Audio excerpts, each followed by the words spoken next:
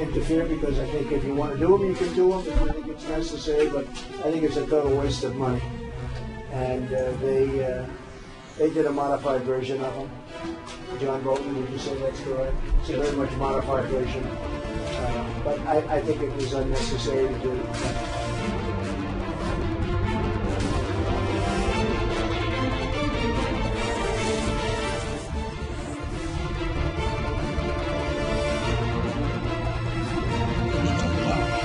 취했던 부당한 조치들을 용서하는데도 우리는 지소미아 종료를 책임도 수 있다고 생각합니다.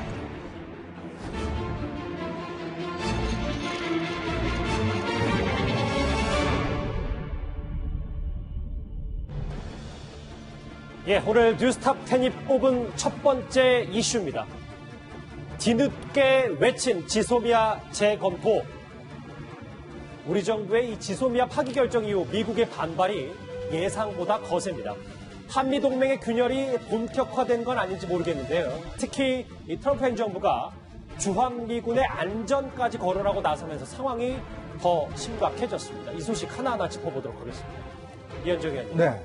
지소미아 파기 후폭풍이 좀 거세서 네. 이 미국이 이 주한미군의 안전까지 거론했단 말이죠. 그렇습니다. 지금 한일 정보보호 결정 이것이 우리가 이제 파기한 이후에 미국 쪽 반응이 날이 갈수록 상당히 강해지고 있어요. 더구나 이 파기가 처음에 했을 때 폼페이오 장관이 실망했다라는 외교적인 표현을 썼지 않습니까?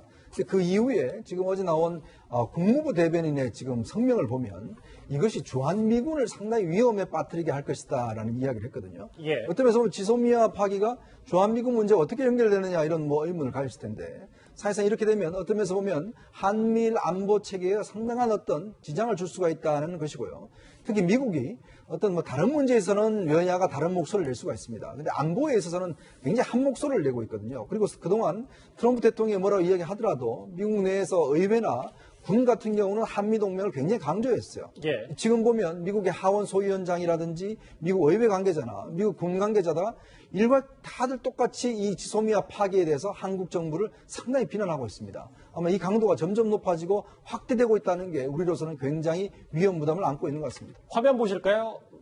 이현정 의원님 말씀처럼 일단 사람만 바꿔가면서 이 지소미아 파기에 대해서 하나씩 본인들 목소리를 내고 있는데 신 대표님. 네. 주한미군 얘기가 이렇게 처음 나왔기 때문에 설마 주한미군 철수 카드를 꺼내는 건 아니겠죠? 자, 일단 한국에 있는 주한미군의 위험이 증가된다. 그런 것은 미국 국민이지 않습니까? 군인이기 전에. 그러니까 미국 국민이 위험해지면은 안 되니까 철수할 수 있다라는 그런 뉘앙스를 풍긴 것 같은데 정말 다행스러운 것이 미 의회에서 국방수권법이라 그래가지고 2020 회계년도 국방수권법을 지난 6월에 통과시켰어요. 그래서 2020년 10월까지는 미군을 만약에 22,000명 이하로 감축할 경우에는 그 예산을 의회에서 허락을 받고 해야 된다. 대통령 마음대로 할 수 없다라는 국방수권법을 통과했기 때문에 예. 22,000명 이하로 떨어질 수는 없습니다.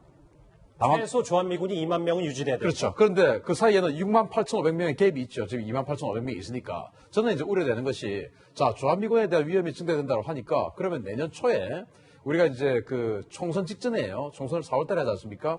3월 달에 이 발표를 하게 되는데 뭘 발표를 하냐? 7월 달부터 매년 이 기갑예단 하나를 교체를 하게 되는데 새로운 기갑예단을 지금 현재 미 1기병사단이 들어와 있어요. 그 기갑예단을 내년 3월에 발표를 합니다. 어느 부대가 들어갈 건가. 그거를 올해는 지금 위험하니까 잠시 보류하겠다라고 선언해버리면은 이 한국에 있는 주한미군은 행정병, 지휘부 이런 것만 있고 지상군 전투부대가 없어지는 겁니다. 그럼 그 한 4,500명 날아가죠. 또 지금 200식 화력이단이라고 해서 팔라딘 자주포, 에메랄레스 이런 게 있는데 그것도 화력이단 위험하니까 그거 빼버리겠다. 또 1,000명 사라지죠. 그러면 또 거기다가 아파치 헬기 부대 있는데 그거 빼버리겠다. 500명 사라져버리죠. 이렇게 되면 22,500명만 남고 그 법 내에서 완전히 전투부대는 다 빠져버리고 행정부대만 남게 되는 그런 부대가 될 수도 있다라고. 철수까지는 아니더라도 축소될 수 있다는 분석인데요. 주한미군의 안전을 거론하면서 방위비 분담금 증액을 압박하고 있다는 분석도 나옵니다. 아니나 다를까요? 트럼프 대통령 프랑스에서 이렇게 얘기했습니다. And I said to my people, you can have them or not. I would recommend against them, but I'm going to let you do exactly what you want to do. I don't want to interfere because I think if you want to do them, you can do them if you think it's necessary, but I think it's a total waste of money. And they did a modified version of them. John Bolton, would you say that's correct? It's a very much modified version. But I think it was unnecessary to do. 참, 이 돈 낭비라는 표현이 눈에 확 들어왔어요. 김정우 실장님. 방위비 분담금 6조. 그러면 앞으로 한미연합훈련 축소도 정말 불가피한 상황입니까?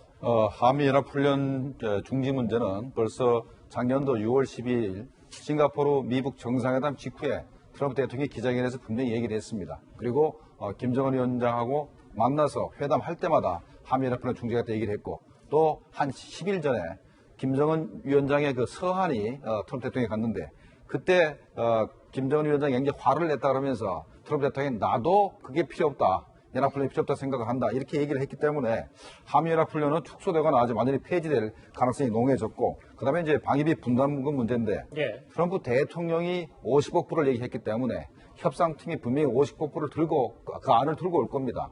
그러면 지소미아 같은 문제가 없었으면은 그래도 협상에 우리가 나름대로 재량권을 가지고 그 미국이 그 과거에 요구했던 게 2억 불인데, 2조 원 정도 됩니다. 그러면 2조 원 정도 되면은 그 안에서 협상을 해서 한 뭐 1조 한 5천억 정도로 협상이 하거나 가능했을 텐데, 이제 만약에 현재 지소미아 때문에 미국이 우리 군대가 위험해졌기 때문에 모든 방위비를 니들이 내지 않으면 우리 나가겠다. 이렇게 강하게 나온다면은 아마도 지소미아 파기 전보다는 협상이 어려워져가지고 액수가 상당히 늘어날 가능성이 있습니다. 예. 이 트럼프 대통령 우리에게는 가혹하리만큼 강경하게 나오는 이유가 뭘까요? 정세현 전 통일부 장관은 지소미아 파기는 외교적으로는 이득이라는 총표를 내리면서도 이 얘기를 했습니다. 같이 들어보시죠. 한미일 삼각동맹에 들어가지 않겠다. 그다음에 MD, 중국을 보유하는 미사일 방어망에 들어가지 않겠다. 그다음에 사드는 추가 배치하지 않겠다는 그 3불 약속을 하고 사드 문제를 봉합했던 거 아니에요? 이 지소미아는 이제 2016년에 체결됐지만 계속 이렇게 유지가 되다 보면 어느 날인가는 미국의 지시에 의해서 한일 간의 군사 협력 관계를 심화 발전시키는 쪽으로 끌려갈 수밖에 없어요. 이현정님 이런 것 같아요. 워싱턴 조야에서 내부에서는 이 지소미아 파기가 우리나라가 북중록 쪽으로 좀 가는 거 아니냐라는 분석을 하고 있는 것 같습니다. 네, 지금 방금 들으신 정세현 전 통일부 장관은 이 정부에서 곧 좀 있으면 민주평통 수석 부의장입니다. 민주평통이라 하는 게 대통령 헌법에 명시된 대통령 자문기구입니다. 대통령이 의장이죠. 거기에 수석 부의장인 정세현 의장이 지금 이 이야기를 하고 있지 않습니까? 이번에 된 것에 대해서 이게 우리한테 불리하지만 않다. 자, 중국과 3불 우리가 약속을 해왔지 않습니까? 자, 중국 측에 어떤 면에서 보면 이 사드 배치를 안 하고 MD 배치도 안 하고 뭐 이런 것들을 중국한테 약속을 했단 말이죠.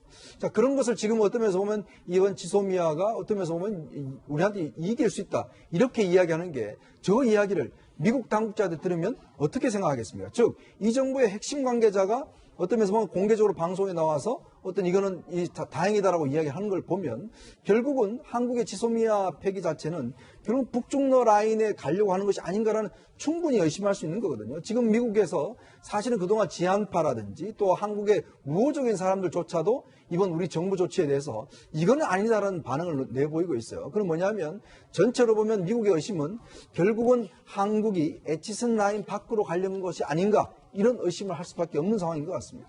신인균 대표님, 저하고 화면 같이 보실까요? 이 미국이 지소미아 파기 이후에 이렇게 전방위적으로 압박, 뭐 태클이라는 표현까지 나오는데 그럼 여기 중에 호르무즈도 있고 방위비 우리에게 가장 치명타가 될 건 뭐겠습니까? 사실은 뭐 남중국의 동맹 역할 요구, 뭐 이 모든 것들이 사실 중국하고 굉장히 관계가 깊은데 그런 것들이 이제 중국하고의 문제가 있어서 경제 외교적으로 치명상을 또 입게 되겠죠. 그러나 일단 우리 대한민국 국민의 생명이라는 차원에서 봤을 때는 가장 눈에 보이는 가시적인 어떤 그 치명상으로 봤을 때는 호르무즈 파병이 아닐까 생각이 되는데 지금 미국의 핵심 우방이라고 할 수 있는 뭐 프랑스나 네덜란드, 독일 이런 나라들도 사실은 파병을 유보하고 있거든요. 그리고 정말 미국의 푸들이라는 이야기까지 들었던 일본마저도 사실은 이 호르무즈 파병에 대해서 거부의 의사를 명확하게 전달했습니다. 그래서 미국이 또 이걸 그 인정한다라고 또 이야기를 했어요. 자, 그런데 우리는 지금 강감찬함에 출항을 했는데 출항할 때 우리 탑10에서도 이야기했지만 호르무즈로 갈 수도 있다라는 이야기를 했지 않습니까? 예. 그런데 여러 가지 무장이나 이란의 상황, 이란의 군사력 이런 걸 봤을 때 지금 호르무즈에 가는 나라가 우리 대한민국과 그럼 만약에 간다면 영국, 미국인데 이란이 자신들의 군사적 의지를 과시 한번 해야 되겠다 판단되면 대한민국을 건드리는 확률이 굉장히 높지 않겠습니까? 따라서 강감찬함의 위험성은 훨씬 높아진다. 그래서 이 호르무즈 파병에 대해서 우리가 지소미아 때문에 거부의 의사를 전달하기가 힘들어졌다라는 겁니다. 예, 알겠습니다. 자, 이렇게 상황이 좀 심상치 않자 오늘 오전에 이낙연 국무총리가 한마디를 했습니다. 지소미아 파기 재검토할 수 있다는 겁니다. 지소미아가 종료되는 11월 23일까지 3개월 가까이 남았습니다. 그 기간에 타겟책을 찾아 일본 정부가 한국에 대해 취했던 부당한 조치들을 원상회복하고 우리는 지소미아 종료를 재검토할 수 있다고 생각합니다. 한일 양국이 진정한 자세로 대화하기를 바랍니다. 그래도 정부와 업계는 모든 경우에 대비해야 합니다. 조수진 부장, 뒤늦게 미국 달래기에 나선 겁니까? 네. 우선요, 오늘 고위당정청 협의가 있었습니다. 예. 청와대, 정부, 그리고 여당, 이 총리 공간에서 회의가 있었는데요.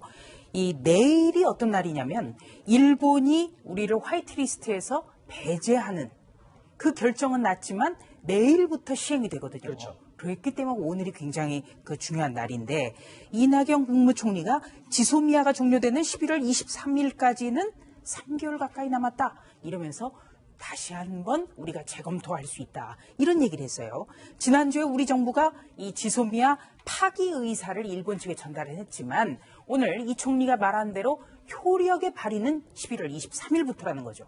그런데 과연 이 총리의 발언이 얼마만큼 무게를 갖는가? 그것은 제가 볼 때 회의적입니다.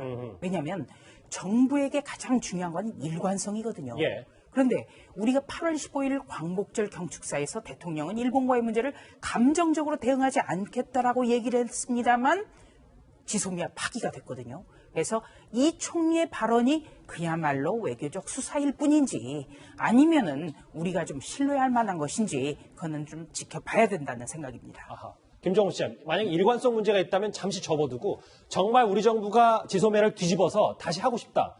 파기 안 하겠다라고 하면 진짜 할 수 있는 거예요? 자, 그럼 일단 협상을 해야 됩니다. 일본과 협상을 해야 되는데 일본은 지소미아 파기하고 일본의 한국에 대한 무역 규제는 별개의 문제다 얘기를 하고 있습니다. 그러니까 무역 규제 문제를 해결하려고 그러면 대법원이 강제징용 배상 판결한 그 문제를 해결해달라. 그다음에 또 박근혜 정부 때 위안부 합의가 있었는데 그것도 이제 문재인 정부가 뒤집어 엎었는데 이 두 가지 문제를 해결하기 위해서 해결해야만 예. 무역 규제를 해결할 수 있는 것이고 지소미아는 별개의 문제도 하기 때문에 문재인 정부가 이 두 가지 문제에 대해서 좀 유화적인 입장, 다른 입장을 제시하지 않으면 일본하고 지소미아 폐기 문제도